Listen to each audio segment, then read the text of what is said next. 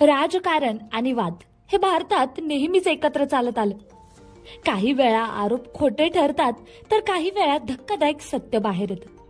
आज आपण अशाच काही नेत्यांच्या प्रेम प्रकरणांबद्दल जाणून घेणार आहोत, ज्यांनी आधी लग्न झालेले असताना नवीन संबंध ठेवले आणि त्यावर मोठा वाद निर्माण झाला.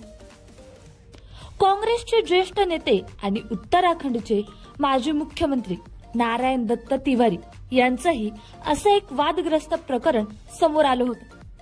त्यांच्यावर रोहित शेखर नावाच्या तरुणाने दावा केला होता की तिवारीच त्यांचे जन्मदाता आहे.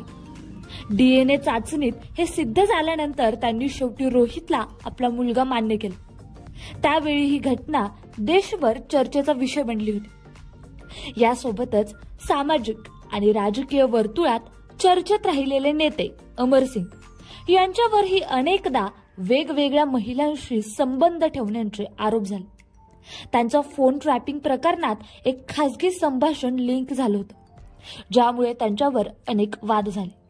यासोबतच काँग्रेसचे ज्येष्ठ नेते दिग्विजय सिंग आणि पत्रकार अमृता रॉय यांचं नातंही मोठ्या प्रमाणावर चर्चेत आलं होतं. अमृता रॉय आधीपासून विवाहित होते, मात्र त्यांनी आपला घटस्फोट घेऊन दिग्विजय सिंग यांच्यासोबत लग्न केलं. त्यांच्या वयाच्या मोठ्या अंतरामुळे हे प्रकरण विशेष चर्चेत राहिलं होतं. यासोबतच महाराष्ट्राचे प्रभावी नेते म्हणजेच धनंजय मुंडे त्यांच्यावर एका महिलेने जबरदस्तीचे आरोप केले होते.